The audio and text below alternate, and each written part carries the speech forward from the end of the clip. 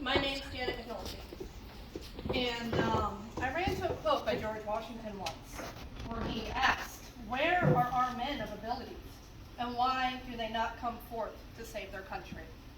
Now, in the last couple of years, I've been doing a lot of thinking about that quote, because in the last couple of years, I've been waiting for someone to stand up and do the right thing. Because starting in January with COVID, I saw our rights be eroded.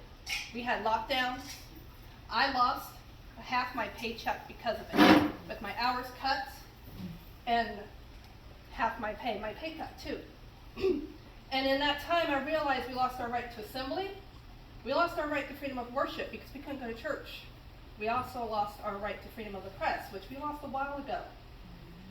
And so I thought, well, someone needs to stand up. Well, I didn't want to do it. I'm not into this, I thought. But then it continued.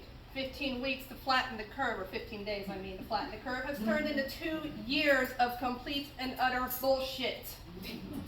And a power grab by politicians who have been in power longer than I've been alive. And so then I started thinking some more.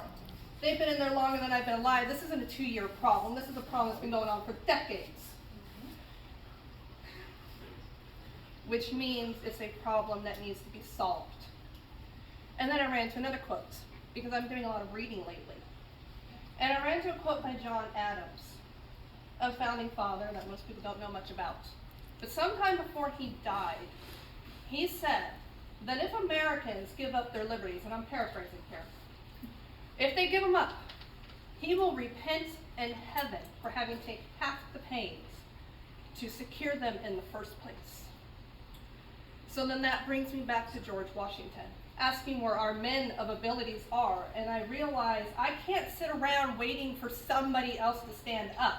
That is part of the problem. We're all sitting around waiting for someone to stand up and do the right thing. So I am, this week, filing my candidacy for the House of Delegates in West Virginia for the newly created District of 94. Therefore, my answer to Washington's question is, I may not be a man, but I am stepping up to do the right thing. And I have a message for Mr. Adams. Don't repent just yet, because I'm just getting started.